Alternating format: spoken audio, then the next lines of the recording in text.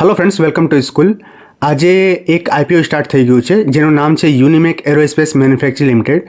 તો આ વિડીયોની અંદર આપણે એ ડિસ્કસ કરવાના છીએ કે આ આઈપીઓની ડિટેલ શું છે, સાથે સાથે આપણે ડિસ્કસ કરીશું કે કંપની બિઝનેસ શું કરે છે, કંપનીના ફિનાન્શિયલ શું કહે છે, અને જે લોકો લિસ્ટિંગ ગેઇન માટે કોઈ પણ આઈપીઓની અંદર એપ્લાય કરતા હોય તો અત્યારે જીએમપી કેટલું ચાલે છે તો એ પણ આપણે છેલ્લે ડિસ્કસ કરીશું।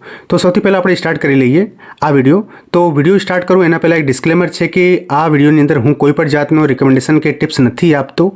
જો તમારે આ આઈપીઓની અંદર એપ્લાય કરવું હોય તો ડિસિઝન તમારું પોતાનું રહેવું જોઈએ। બાકી આ વિડીયો હું જસ્ટ એજ્યુકેશન પર્પઝ માટે બનાવું છું, તો સ્ટડી પર્પઝ માટે તમે આ વિડીયો ગો થ્રુ કરી શકો છો। તો ચાલો હવે આ વિડીયો સ્ટાર્ટ કરી લઈએ। હવે આપણે સૌથી પહેલાં જોઈ લઈએ કે જે આઈપીઓના ડિટેલ છે એ શું કહે છે। તો આજથી એટલે 23 તારીખથી આ આઈપીઓ સ્ટાર્ટ થઈ રહ્યું છે અને 26 તારીખે ક્લોઝિંગ છે, તમે અહીંયા જોઈ શકો છો।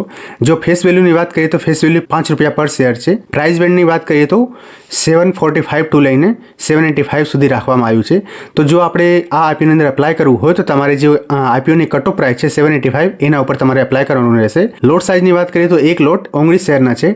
ટોટલ ઇસ્યુ સાઇઝ એટલે કે ટોટલ જે આઈપીઓ છે એ કેટલાનો રહેવાનો છે, તો ટોટલ જે ઇસ્યુ સાઇઝ છે એ ટોટલ રહેશે 500 કરોડનું, એટલે કે ટોટલ જે આઈપીઓ છે એ 500 કરોડનો રહેશે। અને એની અંદર ટોટલ જે ફ્રેશ ઇસ્યુ રહેશે એ રહેશે 250 કરોડનું, એટલે કે 250 કરોડ એ કંપની જોડે જશે અને કંપની એનો યુઝ કંપનીના બિઝનેસની અંદર કરશે। અને બાકીના 250 કરોડ એ ઓફર ફોર સેલ છે। ઓફર ફોર સેલ એટલે કે જે બાકીના 250 કરોડ છે એ કંપનીના માલિકો કે કંપનીના જે પ્રમોટર્સ છે એમને જોડે જશે। અને આ કંપનીની વાત કરીએ તો કંપની લિસ્ટિંગ બંને પ્લેટફોર્મ ઉપર એનએસસી અને બીએસસી બંને પ્લેટફોર્મ ઉપર થઈ રહી છે। હવે નેક્સ્ટ આપણે જોઈ લઈએ યુનિમેક એરોસ્પેસ આઈપીઓની જે ટાઈમ લાઈન છે એ શું કહે છે। તો ચાલો હવે આપણે આવી ગયા છીએ જે આઈપીઓની ટાઈમ લાઈન છે એના ઉપર। આઈપીઓની ઓપન ડેટ એટલે કે 23 તારીખથી આ આઈપીઓ સ્ટાર્ટ થવાના છે, અને ક્લોઝિંગ ડેટ રહેશે 26 તારીખ। અને જે લોકોએ આ આઈપીઓની અંદર એપ્લાય કર્યું હશે તો 27 તારીખે ખબર પડશે કે એ લોકોને આ આઈપીઓ લાગ્યું કે નહીં। અને જે લોકોને આઈપીઓ ના લાગ્યું હોય એ લોકોને 30 તારીખે એમના પૈસા રિફંડ કરી દેવામાં આવશે, અને જે લોકોને આઈપીઓ લાગ્યું હશે એ લોકોને 30 તારીખે એમના ડીમેટ એકાઉન્ટની અંદર આ જે શેર્સ છે એ ક્રિએટ કરી દેવામાં આવશે। લિસ્ટિંગ ડેટની વાત કરીએ તો 31 તારીખે આ શેરની લિસ્ટિંગ છે, અને અહીંયા યુપીઆઈ મેન્ડેટ આપેલું છે। તો તમારે 26 તારીખે એટલે કે જે ક્લોઝિંગ ડેટ છે આ આઈપીઓની એના 5 વાગ્યા સુધી તમારે આ જે તમારું પેમેન્ટનું ઓટો સેટ ઉપર તમારે જે પેમેન્ટ કરવાનું હોય છે એ તમે સેટ કરી દેજો। હવે આપણે આવી ગયા છીએ રિઝર્વેશન ઉપર, એટલે કે કયા કેટેગરી માટે કેટલા શેર રિઝર્વ રાખવામાં આવ્યા છે। તો એમાં તમે જોઈ શકો છો કે ક્યુઆઈબી માટે 50%, રિટેલ ઇન્વેસ્ટર માટે 35% અને એચએનઆઈ માટે 15% રિઝર્વ રાખવામાં આવ્યું છે। હવે આપણે આવી ગયા છીએ કે તમારે કોઈ કેટેગરીની અંદર એપ્લાય કરવું હોય તો તમારે કેટલા પૈસાની જરૂર રહેશે। એમાં તમે જોઈ શકો છો કે જે રિટેલ કેટેગરી માટે એક લોટ માટે તમારે જો એપ્લાય કરવું હોય તો એ માટે 14,900 રૂપિયાની રિક્વાયરમેન્ટ રહેશે। રિટેલ કેટેગરી અંદર તમે જો 13 લોટ માટે કે મેક્સિમમ લોટ માટે તમે એપ્લાય કરો તો એના માટે 1,93,000 રૂપિયાની જરૂર રહેશે। હવે એચએનઆઈ માટે તો એમાં સ્મોલ અને બિગ બે એચએનઆઈ હોય છે। હવે સ્મોલ એચએનઆઈની વાત કરીએ તો એની અંદર મિનિમમ લોટ માટે જો તમારે એપ્લાય કરવું હોય તો 14 લોટ માટે એપ્લાય કરવાનું રહેશે, અને એના માટે 2,08,000 રૂપિયાની જરૂર રહેશે। અને મેક્સિમમ તમે 67 લોટ્સ માટે એપ્લાય કરી શકો છો, અને એના માટે જરૂર રહેશે ટોટલ 9,99,000 એટલે 10 લાખ રૂપિયાની જરૂર રહેશે। અને બિગ એચએનઆઈની વાત કરીએ તો તમે 68 લોટની ઉપર જો તમે એપ્લાય કરો તો તમારી જરૂર રહેશે 10,14,000 રૂપિયાની, અને ઓટોમેટિક તમે બિગ એચએનઆઈની અંદર આવી જશો। હવે આપણે આવી ગયા છીએ જે સૌથી ઇમ્પોર્ટન્ટ વસ્તુ હોય છે કોઈ બી આઈપીઓની, તો જે કંપની બિઝનેસ શું કરે છે, કંપની કામ શું કરે છે એ આપણે જોવાનું સૌથી ઇમ્પોર્ટન્ટ રહે છે।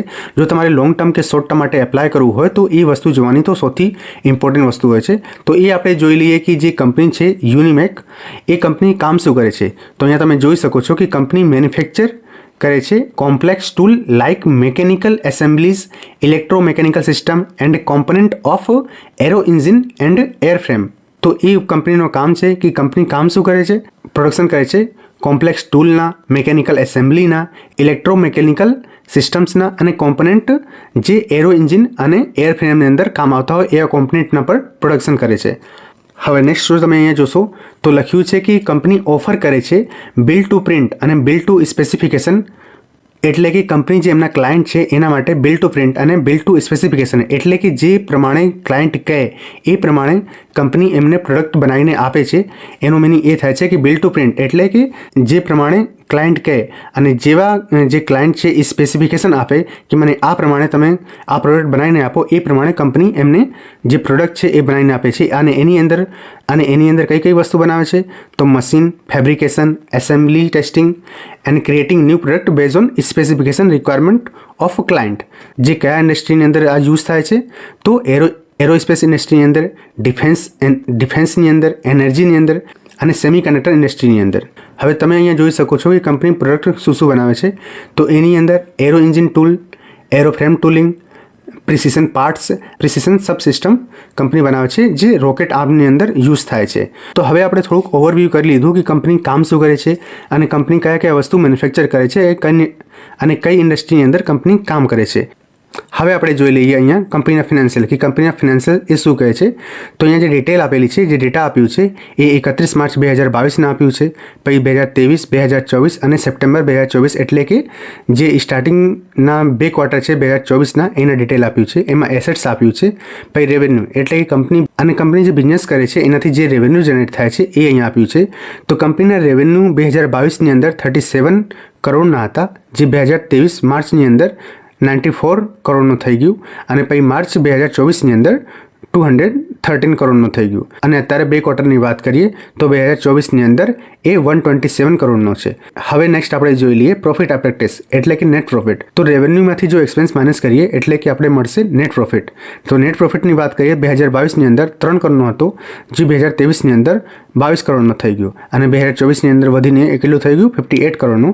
અને અત્યારે 2 ક્વાર્ટરની વાત કરીએ તો એમાં 38 કરોડનો બતાવે છે. એટલે કે હવે જો 2024ની વાત કરીએ તો 2 ક્વાર્ટરમાં 38 છે અને એનું ડબલ કરો ટોટલ થશે 76 કરોડ. હવે નીચે જોશો તો નેટવર્થ આપેલી છે અને એની નીચે આપેલું છે રિઝર્વ એન્ડ સરપ્લસ. તો રિઝર્વ એન્ડ સરપ્લસની વાત કરીએ તો માર્ચ 2022ની અંદર 26 કરોડ હતો અને માર્ચ 2023ની અંદર 47, પછી 24ની અંદર વધીને 86 થઈ ગયું. હવે 2 ક્વાર્ટરની અંદર બતાવે છે 113 કરોડનું, એટલે કે 113 કરોડનું. તો હવે રિઝર્વ એન્ડ સરપ્લસ પર આ કંપનીનો બહુ સારી રીતે વધી રહ્યું છે. હવે આપણે જોઈએ બોરિંગની. તો બોરિંગની વાત કરીએ તો માર્ચ 2022ની અંદર 17 કરોડનો હતો અને અત્યારે વધીને કેટલું થઈ ગયું છે 74 કરોડનું, એટલે કે 74 કરોડનું. હવે નેક્સ્ટ થોડું જોઈએ તો ઇન્ડિકેટર આપ્યા છે. એ ઇન્ડિકેટરમાં તમે જોઈ શકો છો કે ROE આપ્યું છે 53.53%, ROCE આપ્યું છે 54.36% અને છેલ્લે તમે અહીંયા ડેપ્ટ ટુ ઇક્વિટી જોશો તો 0.32% બતાવે છે. હવે જો તમે અહીંયા EPS જોશો તો એ આપ્યું છે 12.19 અને પી રેશિયોની વાત કરીએ તો એ 64.37 આપ્યું છે. અને હવે સૌથી છેલ્લે આપણે વાત કરી લઈએ યુનિમેક એરોસ્પેસના જે IPO છે એની GMP અત્યારે કેટલું ચાલી રહ્યું છે.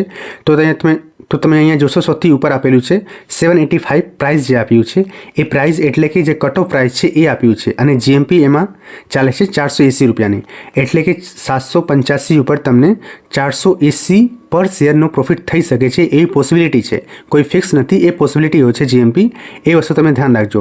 અને એસ્ટિમેટેડ જે લિસ્ટિંગ છે એટલે કે 1265 રૂપિયા ઉપર આ જે શેર છે એ લિસ્ટ થઈ શકે છે અને એ પ્રમાણે જો તમે જોશો તો 61.15નો તમે GMP દેખાય છે, એટલે કે ગ્રે માર્કેટ પ્રીમિયમ 61.15% દેખાય છે. એ તમે ધ્યાન રાખજો. અને આ વસ્તુ ચેન્જ થતી રહે છે, એટલે આ વસ્તુ પર તમે ધ્યાન રાખજો કે એ વસ્તુ કોઈ ફિક્સ નથી કે 61.15% તમને મળશે. અને જો તમે આ IPની અંદર એપ્લાય કરો તો આને લિસ્ટિંગ ગેર માટે જો તમે આવ્યા હોય તો એના માટે 61.15% છે જે GMP છે એ તમે જોતા રહેજો કે એ કેટલું ઉપર નીચે થાય છે અને એ પ્રમાણે તમારું જે પ્રોફિટ છે એ ડિસાઇડ થશે. અને જે લિસ્ટિંગ ડેટ છે જે 31 તારીખે લિસ્ટિંગ થવાનું છે એ દિવસે આ કેટલું GMP રહે છે એ વધારે ઇમ્પોર્ટન્ટ વસ્તુ રહેશે. તો આ હતું યુનિમેક એરોસ્પેસ મેન્યુફેક્ચરિંગ એન્ડ લિમિટેડનું IPO. હવે એ IPOની રિગાર્ડિંગ તમારે કોઈ ક્વેશ્ચન હોય તો તમે નીચે કોમેન્ટ બોક્સમાં કમેન્ટ કરી શકો છો. હવે મળીએ કોઈ નેક્સ્ટ વિડીયોની અંદર. ત્યાં સુધી take care and God bless you all.